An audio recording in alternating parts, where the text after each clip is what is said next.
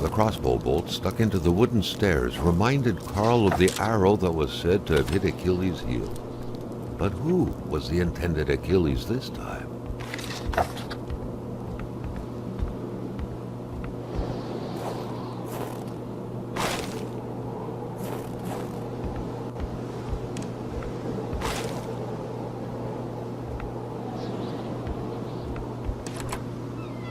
The air was freezing, right down to the bone.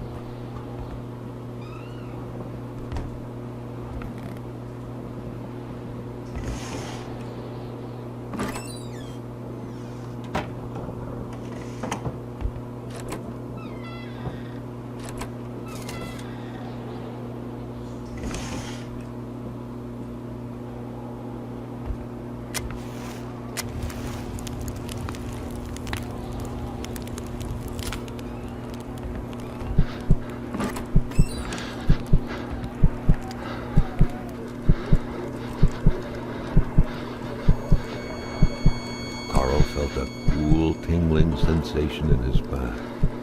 Another vision took over him.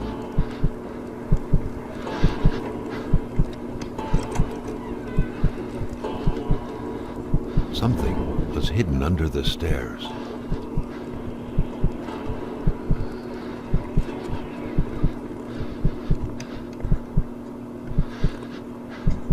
The man grabbed his rifle. Carl felt a sense of dread in him.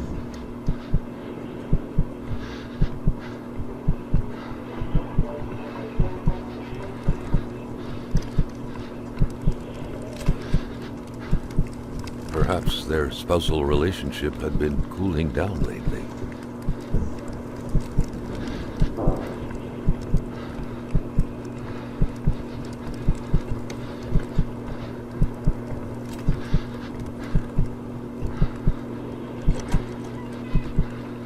It seemed like secrecy was commonplace in this house.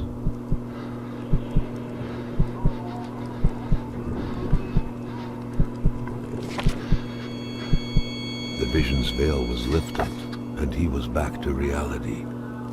A reality in which Giselle, Jill's loving spouse, was motionless, frozen in ice.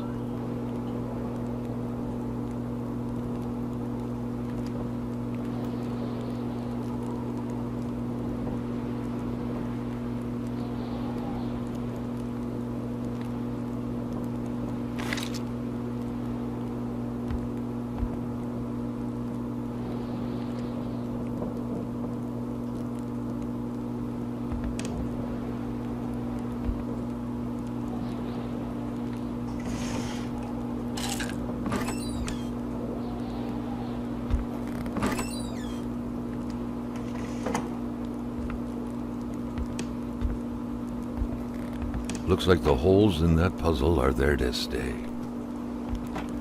The pot was cold, and the stew inside wasn't cooked. It's likely that poor Giselle was slow cooking it before she got snapped. What a waste.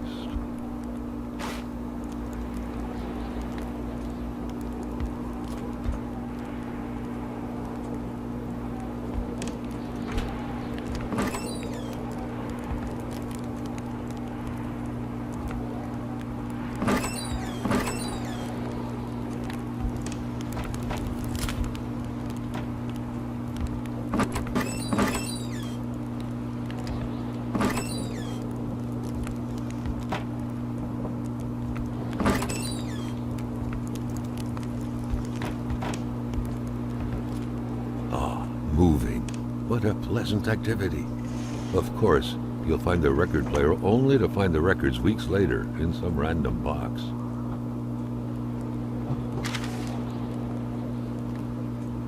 The general store, along with several more infrastructures in the area, had been acquired by wealthy industrialist William J. Hamilton. Perhaps the village should be rechristened Hamiltown.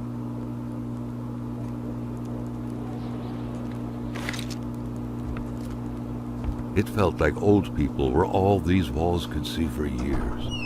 The Lachances could hardly be blamed for wanting to freshen things up a bit.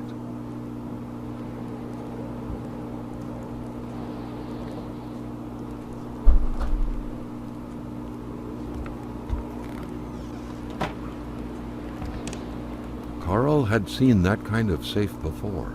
With its double-layered security system blending letters and numbers, its code couldn't be broken by the common burglar.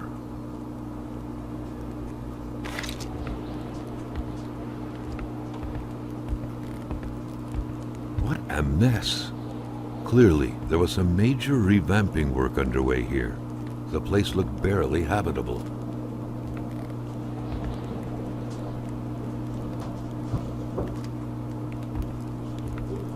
Beautiful portrait of Gilles and Giselle, bound together by the chains of conventional love.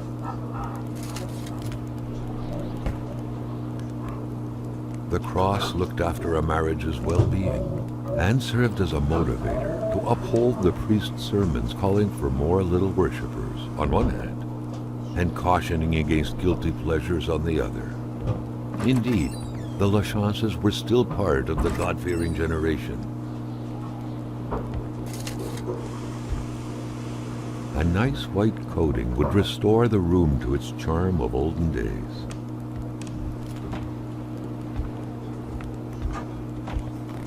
A nice white coating would restore the room to its charm of olden days.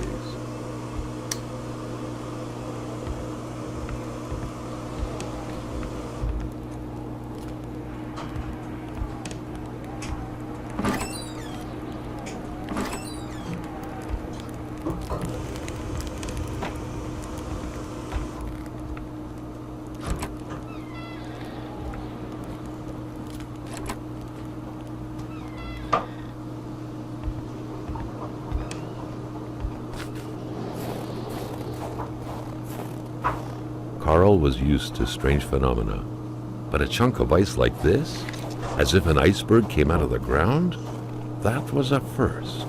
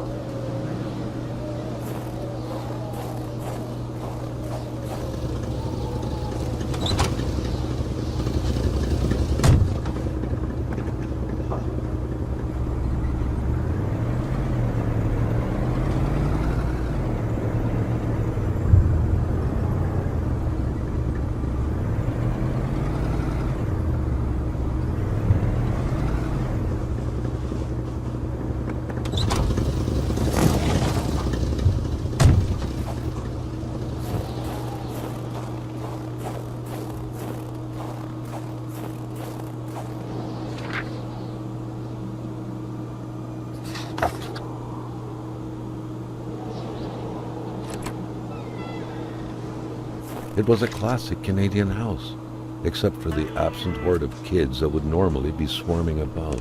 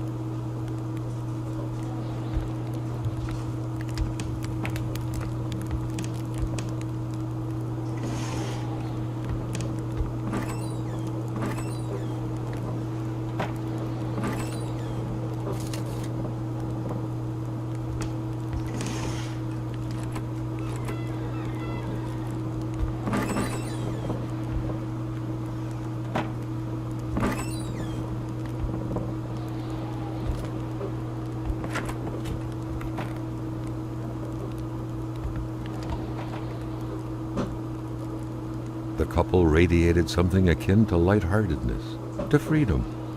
Perhaps some people out there truly found a way to live happily ever after. A picture of Wilfred in his youth. Carl figured right away that the man must have been some kind of wildlife officer.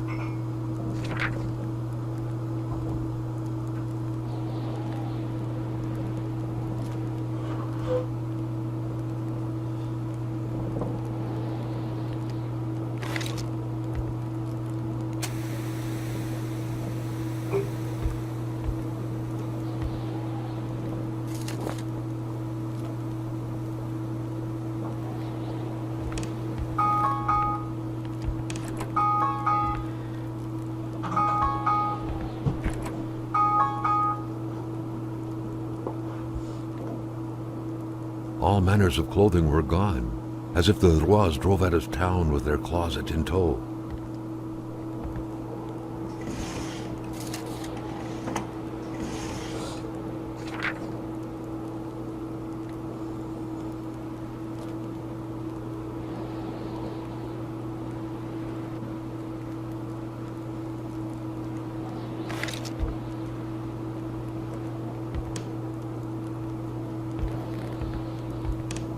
The photograph was snapped not too far from here, Carl noticed. The couple seemed to be very good friends.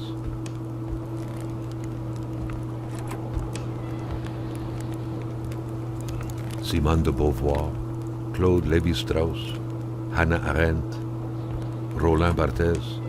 Carl was surprised by the literature filling this liberal-leaning bookcase. Could there really be intellectuals dwelling in this far-off land?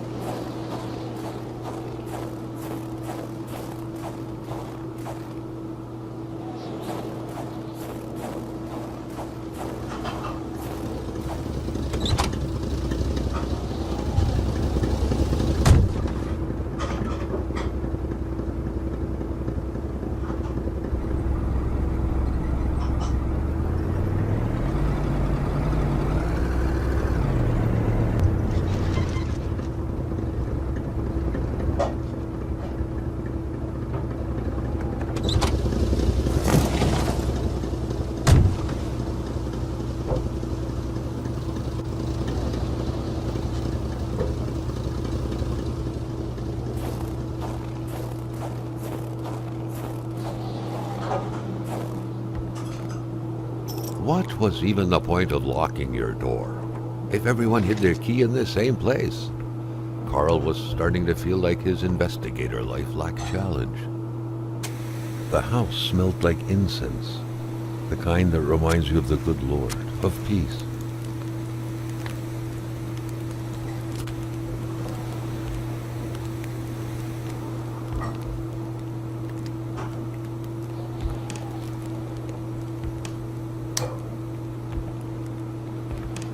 Religion was very influential throughout Quebec many years ago. Indeed, it was surprising that Carl did not come across a single chapel since arriving here.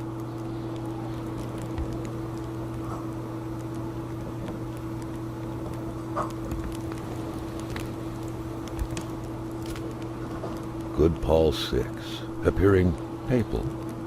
His crooked fingers gave the impression he was about to bestow a miracle.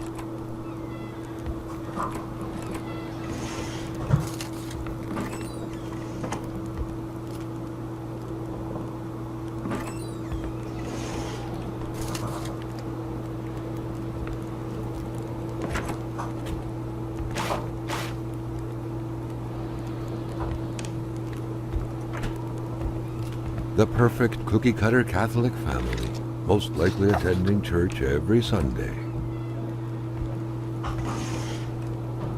Who knew that giraffes thrived in the North Pole? The craze for toys was stupefying. Love of religion and ancestors was rooted deep inside the hearts of Canadians of old, to which the Bedards appeared to be closely related. The family's mother must have spent her days washing the filth off her kids' diapers.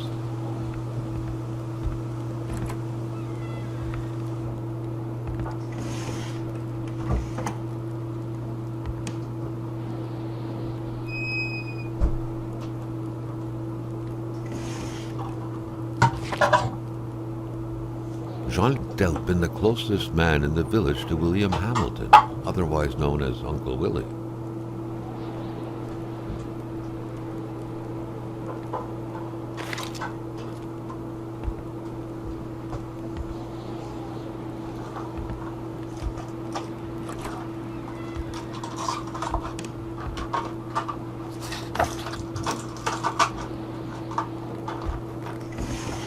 Carl wasn't desperate enough to invade a village woman's privacy.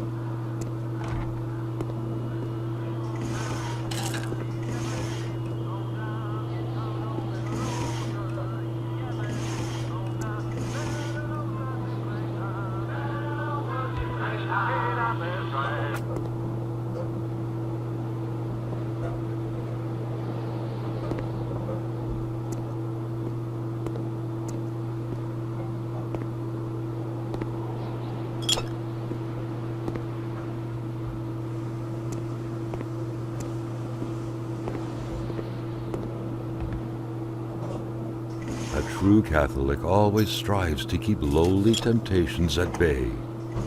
Obviously, Carl thought, someone in this house wasn't doing a good job at upholding the Holy Bible's teachings.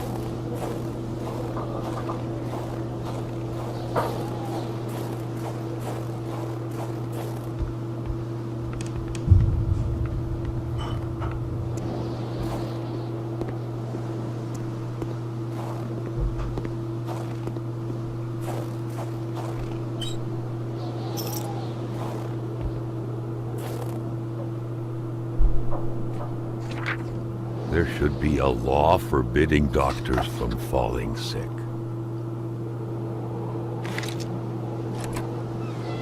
In spite of Dr. Beaupre's goodwill, the place didn't look much like a physician's office. It could easily be mistaken for a sewing shop.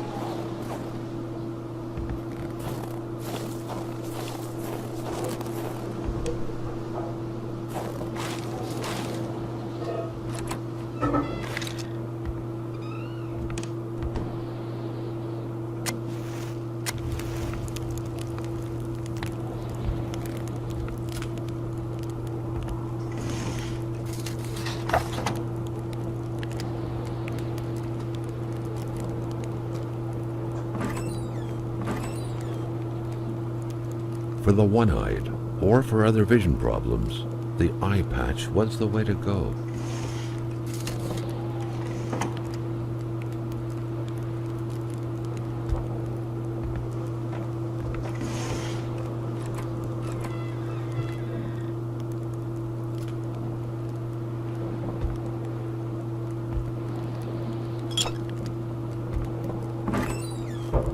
Carl got the trembles as he imagined the excruciating pain that kind of scalpel could no doubt inflict.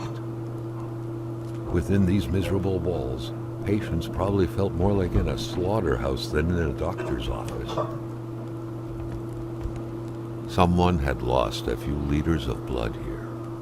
Carl's first thought had been a lumber accident, someone's hand cut by a saw, or a hunting accident. In any case, whoever had lost all this blood couldn't have gone far. Perhaps they were already dead.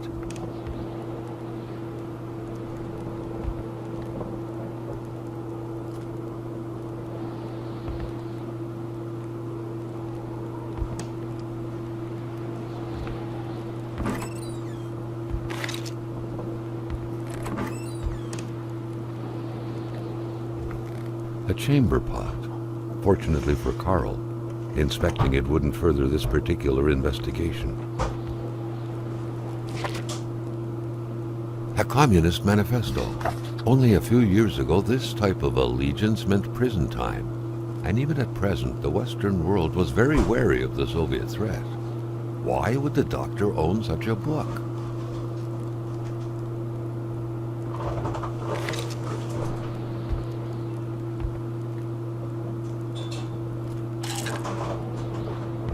Dr. Beaupre had done his medical studies quite far from here. He was surely one of the first students out of the new campus to settle on the mountainside. Doctors used light-reflecting frontal mirrors to look inside the patient's cavities. That was a bit unsettling, but back then, it was pretty much always the case with medicine.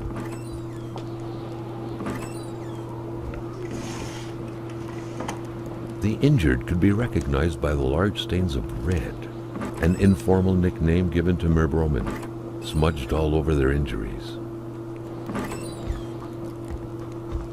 The good doctor, flanked by his beautiful spouse. Pure happiness, captured on cardstock. Carl recognized this woman's soulful eyes. Was it Dr. Beaupre who had hit him head-on at the village border?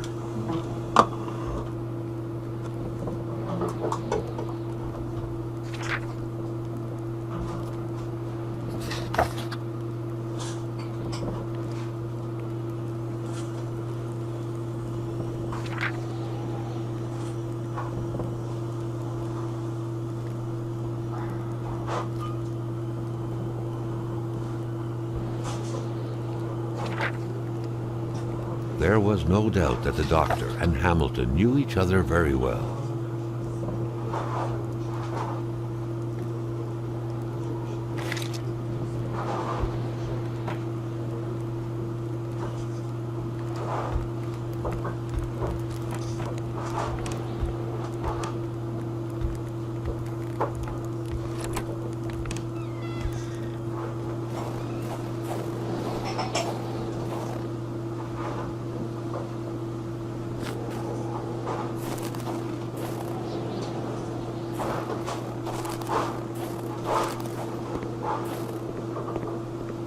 Carl felt like he knew the doctor now.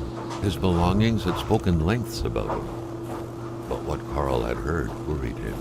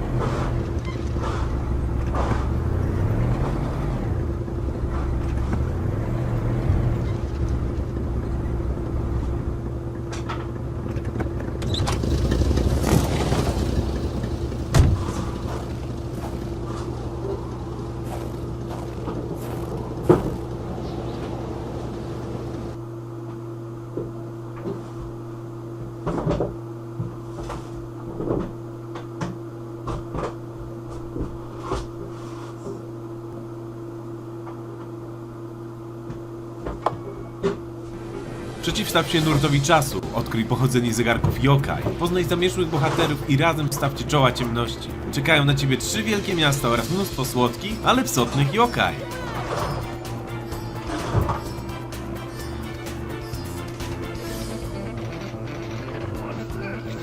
To i znacznie więcej znajdziecie w Yokai Watch 2 Bony Spirits and Fleshy Souls, wyłącznie na konsolach z rodziny Nintendo 3DS.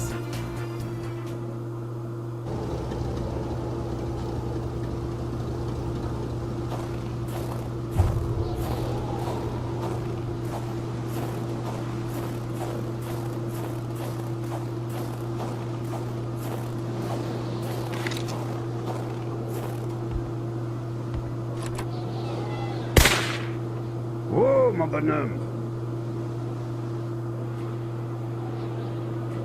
Je m'attendais pas à ce qu'un étrange retentisse par ici. Moi te dire, je prends plus de chance depuis que ça roule dans ce bout-là. J'ai ma carabine au bout du doigt, et puis bang, bang, bang, si ça s'approche!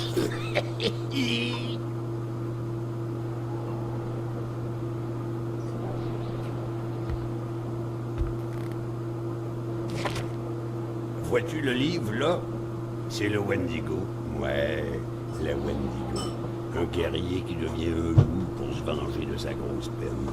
Et